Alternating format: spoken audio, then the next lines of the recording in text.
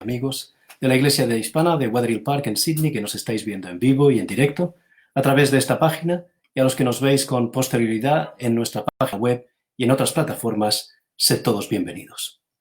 Quisiera iniciar la reflexión de hoy con una pregunta que me he hecho a mí mismo y que quizás vosotros también os hayáis hecho en algún momento. Una vez pase esta cuarentena, este aislamiento, este confinamiento, este distanciamiento físico impuesto por esta nueva realidad que nos rodea, ¿cómo queremos ser? ¿Queremos seguir siendo aquella persona que miraba siempre por sus intereses? ¿Aquella persona que no tenía tiempo para aquellos que pensaba que no eran imprescindibles para su bienestar? ¿Aquella persona a la que no importaba realmente la vida de los demás? ¿O queremos ser personas diferentes? ¿Queremos seguir siendo de los del grupo de no me molestes y yo no te molestaré? ¿O queremos pasarnos al grupo de los de haz el bien y no mires a quién? Veíamos la semana pasada a Nicodemo luchando justamente con esa realidad. En su mente había algo que no le hacía sentirse completo. En su mente había algo que no le hacía sentirse en paz.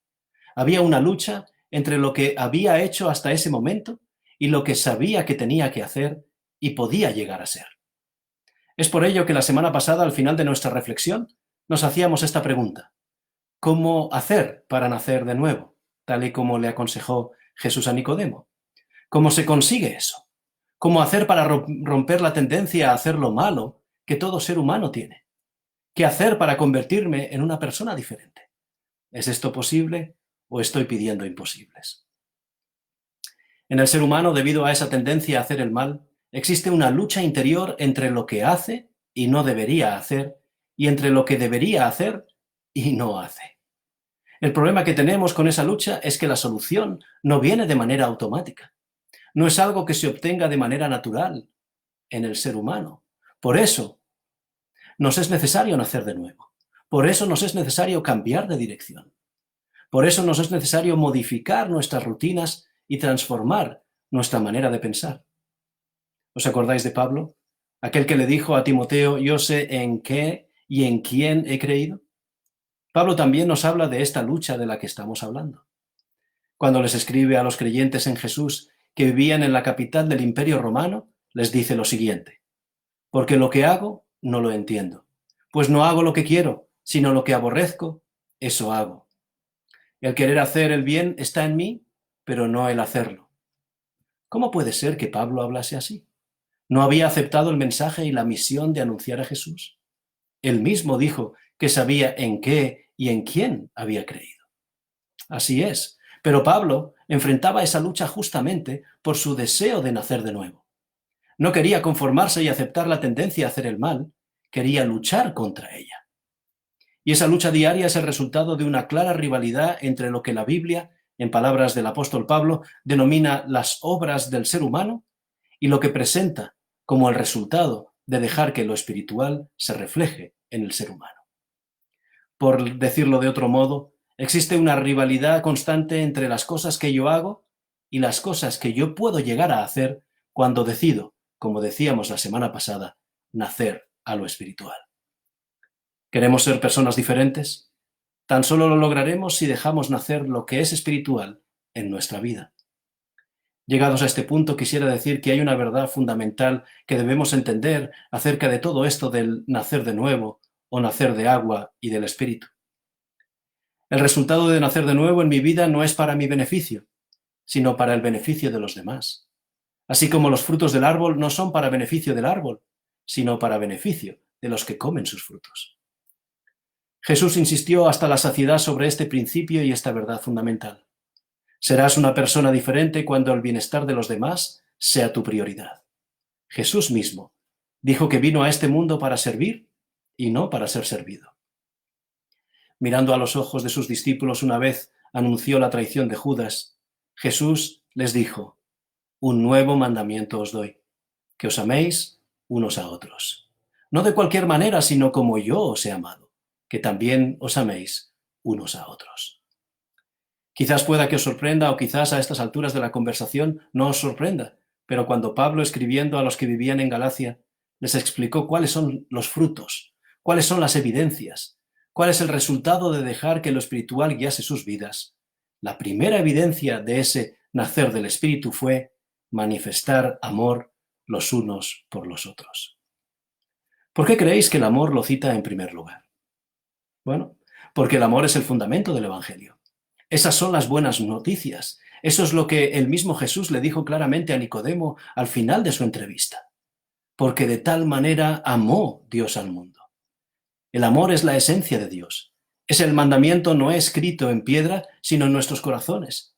Y Jesús afirmó que no podemos decir que le conocemos o incluso llamarnos sus seguidores si no tenemos amor los unos por los otros.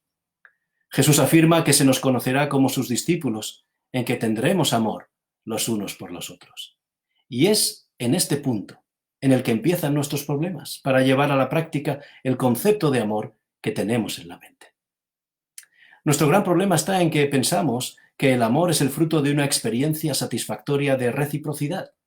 Y entonces nos preguntamos, ¿cómo puedo leer Mateo 5 y amar a mis enemigos de la misma manera que a aquellos que son mis verdaderos amigos?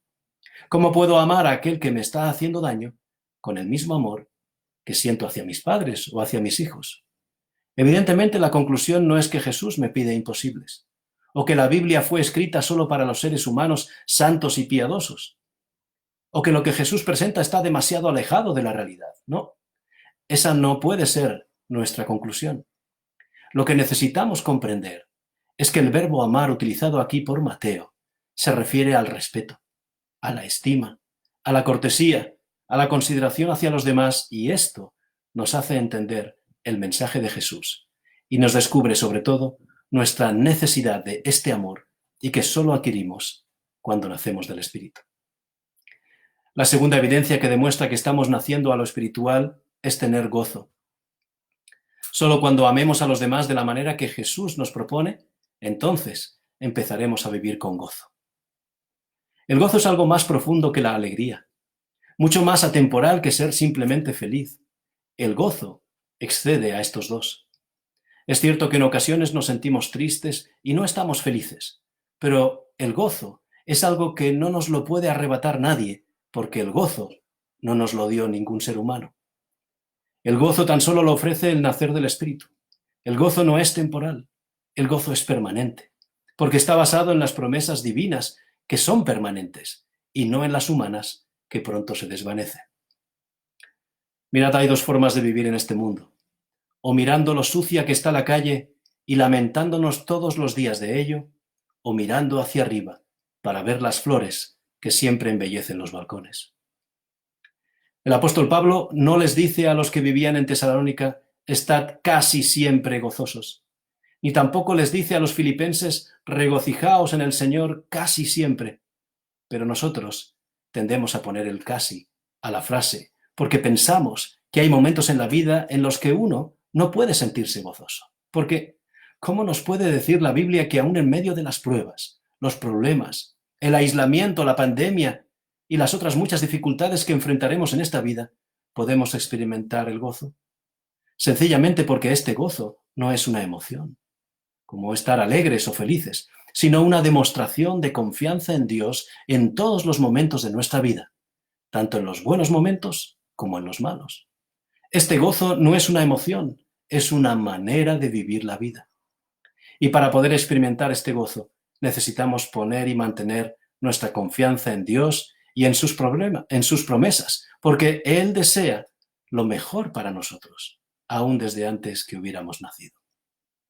¿No creéis que ya es tiempo de experimentar ese gozo en nuestra vida? La siguiente evidencia que demuestra que estamos naciendo a lo espiritual es tener paz. Shalom es la palabra que usó Jesús para expresar el concepto de paz, una palabra que tiene una riqueza de significado extraordinaria. Puede significar desde estar completo hasta santidad, salud, prosperidad y bienestar total o incluso integridad.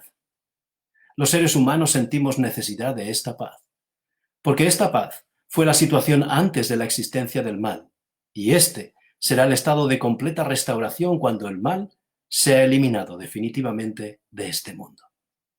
Pero mientras eso llega, podemos restaurar la paz que nos ha arrebatado el mal, esa paz que recibimos cuando confiamos absolutamente en Jesús. Por otra parte, ¿qué tipo de paz ofrece este mundo en el que vivimos? Curiosamente, la paz que se alcanza a través de la violencia. ¿No es esto un contrasentido? La paz temporal que nos ofrece este mundo no nos trae paz a nuestra vida. Las palabras de Jesús relatadas por Juan nos dicen claramente: la paz os dejo, mi paz os doy. Yo no os la doy como el mundo la da. ¿Cómo es entonces esa paz de Jesús? Esta es una pregunta difícil de responder porque la paz que nos ofrece Jesús, según les dice Pablo a los filipenses, sobrepasa todo entendimiento. Pero eso no nos debe importar porque añade, y para mí es lo mejor de la frase, que esta paz nos guardará nuestros corazones y nuestros pensamientos en Jesús. Por lo tanto, tenemos esta paz cuando vivimos creyendo en mejores promesas, en las promesas de Jesús. Cuando Jesús, después de haber resucitado, se les apareció a los discípulos que andaban tristes y totalmente desanimados camino a Emaús, ¿sabéis lo primero que Jesús les dijo? La primera palabra: Shalom. Es decir, no estáis tristes ni desanimados. Tened ánimo. Disfrutad de esta vida. Disfrutad de esta paz. Disfrutad de la seguridad de que mis promesas no son humanas. Prometí resucitar y aquí estoy con vosotros. Que la paz que yo os ofrezco no puede compararse a la paz que este mundo os puede ofrecer. La siguiente evidencia que nos explica Pablo y que demuestra que estamos naciendo a lo espiritual es tener paciencia. Lo cierto es que todos tenemos paciencia. También es cierto que a algunas personas se les agota antes que a otras, y no es menos cierto que otras, aunque la poseen, simplemente no la ejercitan. La paciencia es detenerse. La paciencia es esperar, la paciencia es ser reservado al hablar, la paciencia es guardar silencio. Mirad, la paciencia nunca ha sido uno de los puntos fuertes de nuestro carácter. Y no me refiero a los ciudadanos de este siglo, sino al ser humano en general. La impaciencia ha hecho cometer graves errores a grandes personajes bíblicos. Abraham no fue paciente y, queriendo ayudar a Dios, adelantó un hermano a Isaac. Jacob buscó la primogenitura movido por su impaciencia. Moisés golpeó la roca repetida e impacientemente porque aquello que parecía que funcionaba esta vez no lo hacía. En el último libro de nuestra Biblia, aquel libro llamado Apocalipsis, el libro que nos revela a Jesús y su misión de recuperación del ser humano, el mismo Jesús nos dice en Apocalipsis 3:20: He aquí yo estoy a la puerta y llamo. Si alguno oye mi voz y abre la puerta, entraré a él y cenaré con él y él conmigo. Jesús no dice: he aquí yo estoy a la puerta y llamo y vuelvo a llamar y doy voces y grito tu nombre y golpeo la puerta porque tengo motivos para hacerlo así. Oye mi voz y abre ya la puerta, hazlo pronto, que voy a entrar a cenar contigo y tú conmigo, hombre. No. Jesús no es así. Él no te obliga. Él no se impacienta. Él llama a la puerta de tu vida constantemente porque desea lo mejor para ti. Pero tu parte no solo consiste en oír su voz, sino en, si así lo deseas, abrir la puerta de tu vida. En 3 palabras: nacer de nuevo. Jesús es paciente y no quiere que ninguno de nosotros perdamos la oportunidad de vivir una vida nueva. Él quiere que revisemos nuestra manera de vivir, pero no se impacienta. No está nunca justificada la impaciencia. Jesús llamará a la puerta de tu vida. Si le escuchas, ¿decidirás abrir una nueva etapa en tu vida? La siguiente evidencia que demuestra que estamos naciendo a lo espiritual es ser benignos, mostrar bondad y ser mansos. La benignidad, la bondad y la mansedumbre vienen todas de la mano. Pero, primeramente, dejemos algo claro. No es lo mismo ser bueno que hacer lo bueno. Jesús explicó claramente aquí el punto. No está en ser bueno. Él mismo dijo que solo el Padre que está en los cielos lo es, sino en hacer lo que es bueno. Toda la vida de Jesús en la tierra fue un ejemplo de bondad en acción. Sanó a los enfermos, explicó pacientemente el plan para alcanzar una nueva vida e incluso fue bondadoso con Judas, sabiendo que finalmente lo traicionaría. La bondad genuina es el resultado natural de nacer de nuevo. Una bondad que fortalece los lazos entre los integrantes de la familia, que fortalece los lazos entre los que nos llamamos cristianos. Una bondad que ayuda a abrir los corazones y la mente de aquellos que aún no conocen las verdades reveladas por Jesús. Pero, ¿cómo se manifiesta esta bondad en el ser humano? El ejemplo que Jesús presentó era el de uno considerado menor entre aquellos que le escuchaban. Jesús habló de un samaritano. Nosotros le hemos llamado el buen samaritano, aunque el texto no utiliza dicho calificativo. Aquellos que pasaron de largo dejando de lado a aquel hombre malherido deberían haberle socorrido, pero su conocimiento de las Escrituras era solo eso, conocimiento. Aquel samaritano demostró que había nacido de nuevo, mostró benignidad, bondad, ser desprendido y cuidar de ese desconocido incluso más allá de lo que cualquier otra persona hubiera hecho. La bondad, la benignidad y la mansedumbre no se manifiestan en mi conocimiento de la Biblia y su cumplimiento externo. Se manifiestan en la manera en que hablo, en la manera en que me comporto y también en la mirada, que es el reflejo externo de una vivencia interna. A los discípulos les dijeron aquellos que los observaban que se les notaba que habían estado con Jesús. Mi pregunta es, ¿se nos nota a nosotros, los que nos llamamos seguidores de Jesús? Otra de las evidencias presentadas por Pablo que demuestran que estamos naciendo a lo espiritual es ser temperantes, tener templanza y mostrar dominio propio. ¿No os habéis preguntado por qué razón la temperancia o el dominio propio es la última de las evidencias citadas por Pablo de que estamos naciendo de nuevo, cuando lo que se pretende es luchar contra la tendencia del ser humano a hacer lo malo? ¿No debería ser esta la primera? Mirad, esto claramente constituye una advertencia para todos los que tienen la tentación de poner la temperancia o el dominio propio en el primer lugar de la nueva vida del cristiano. Aunque los resultados de ese nacer de nuevo se manifiestan en los aspectos más visibles de la vida por medio de la temperancia y el dominio propio, este no comienza por el exterior, sino en nuestro interior. La temperancia no puede imponerse, así como el dominio propio no puede ser dominio ajeno. Es solo cuando se nace del espíritu cuando se opera el cambio. Poner en primer lugar lo espiritual es lo que genera en ti la temperancia o el dominio propio. La temperancia o el dominio propio no se desarrollan en nosotros de inmediato, sino que primeramente necesitamos entender este amor no egoísta que Jesús mostró, este gozo que no es momentáneo, sino que es eterno, esta paz que excede a todo entendimiento, esta paciencia no humana que Dios muestra con todos nosotros, y esta benignidad, bondad y mansedumbre de un Dios que desea lo mejor para cada uno de nosotros cada día. Pablo también nos presenta como evidencia clara que demuestra que estamos naciendo a lo espiritual el ser confiables y tener fe. La fe, nos dice Pablo cuando escribe a los hebreos, es la certeza de lo que se espera, es decir, aquello de lo que estoy seguro que ocurrirá en el futuro, y la convicción de lo que no se ve, es decir, aquello de lo que estoy seguro que ocurrió en el pasado. Por otra parte, fidelidad es una cualidad de la conducta que proporciona a otros las bases para confiar en nosotros. Pero si comparamos el concepto que tenemos acerca de la fidelidad en los asuntos seculares con los espirituales, a veces damos la impresión de que en esta última dimensión, la espiritual, nos conformamos con estándares más bajos. Veamos. Si 9 de cada 10 vuelos llegasen sin problemas, ¿podríamos decir que es un buen promedio?